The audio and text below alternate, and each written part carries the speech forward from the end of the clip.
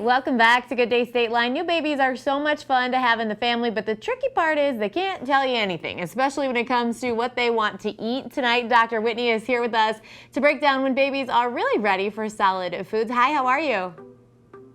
I'm good. Thank you for having me. Yeah, thanks for being here tonight. So let's talk about these little ones. At what age should parents really start transitioning, from just milk or formula to something else? Generally speaking, 4 to 6 months. As a pediatrician, I never advise starting prior to 4 months, but between that 4 to 6 month window, there's a lot of variability because every single baby is different. I tell parents, look for good head control, ability to sit supported, and then also that when you give baby food, it doesn't automatically just end up on their chin. It actually stays in their mouth and they swallow it. Yeah, that takes a lot of practice, I think, for both the parents and the babies, huh? Yes, for sure. Yeah. So what's the first step when we're talking about, deciding how to make sure, like you said, the food is actually going in the baby's mouth and not just all over their face? Yeah, so first things first, let's not try to feed solid foods for the first time to a hangry baby, right? If a baby is really tired, if they're really cranky, if they're really hungry, they're not going to eat solid foods. So maybe give a little bit of breast milk or formula before you actually give the solid food. And you can also mix purees or iron fortified cereals in with a little breast milk or formula to feed the baby.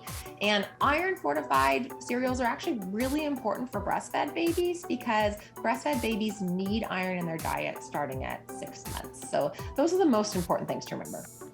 And when we're talking about making these choices and deciding, obviously, what foods should we be feeding babies, that's got to be up there with the number 1 or 2 questions too, right? Yes, definitely. I think the great news is you can feed babies the rainbow. We don't want to give kids honey until they reach 1 year of age, but otherwise you can feed fruits and vegetables and meats and whole grains.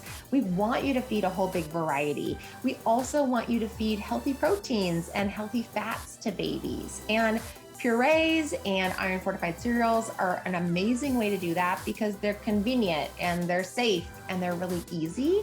You can also incorporate bite-sized chunks of food that baby can actually eat as long as it's nice and soft. You just want to make sure that you're watching out for any hard spots in it, hard little bits in there, and that you're watching really, really closely for choking hazards.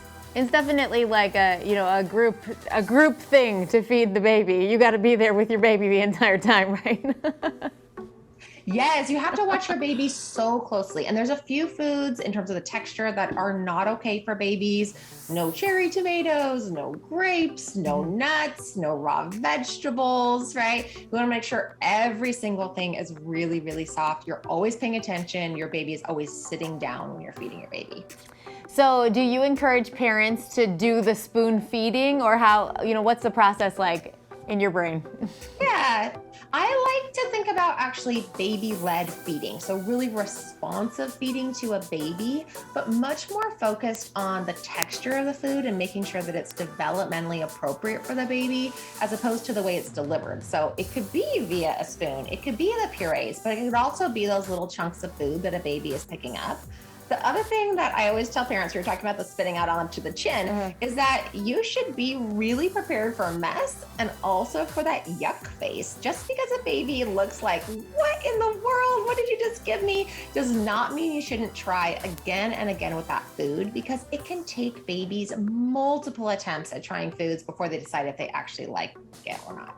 Sure. So I don't have any kids, but I do have 7 nieces and nephews. So I think I actually have more fun with this process than maybe their moms and dads do, because I don't do it every day. What tips do you have for parents to make it a little more enjoyable for them and a little less stressful with the yuck faces and the food everywhere? Yeah, so try to relax. And I know that for me, that means putting myself in an environment and during a time that's actually going to be conducive to enjoying this feeding experience with my kids, right? If it's in the early morning and you're trying to rush out the door to get to work, you're not going to enjoy yourself. If it's on the weekend, that's going to be a lot more conducive to enjoyment. You also want to say, hey, it's going to be messy. There's going to be stuff on the bib and on the chair and on the counter, and that's okay. What matters the most is that you're in the moment with your child, that you are creating a bonding and a memory experience, and that you're trying to bring joy to the situation with your child. I would imagine you would encourage parents to also not be hangry when they're doing this. Yes, absolutely. No one should be hangry during any feeding experience. You know, in 40 plus years of my life, I know that that's true. I can't make any decisions or enjoy anything when I'm hangry. Yeah, you eat first, then you work on the solid foods with your baby. Yes. Dr. Whitney, where can we get some more information? Yeah, so Gerber.com is my favorite place for this. They have an entire suite of tools and services available to help parents.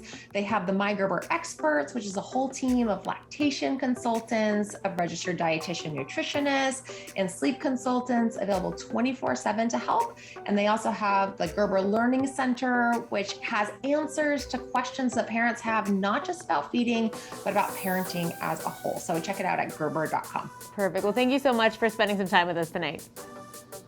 Thank you. We'll be right back with more Good Day Stateline.